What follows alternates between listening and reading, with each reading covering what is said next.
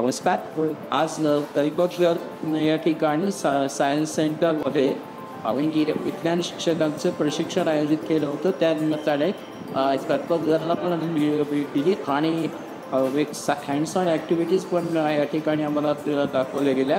जी माहिती दिली, जे प्रत्यक्ष प्रयोग करून दाखवलेत, याचा निश्चितच आमच्या विद्यार्थ्यांना दाखवण्यासाठी आम्हाला उपयोग होईल. विज्ञान शिक्षणामध्ये संकल्पना समजून जर का विज्ञान शिकवलं तर त्याचा निश्चितच प्रयोजनात्मक फायदा होईल. आणि कम्युनिटी टिंकरिंग सेंटर या ठिकाणी या कार्यशाळा ही पूर्ण दिवस जरी घेतली तरी कमी पडेल.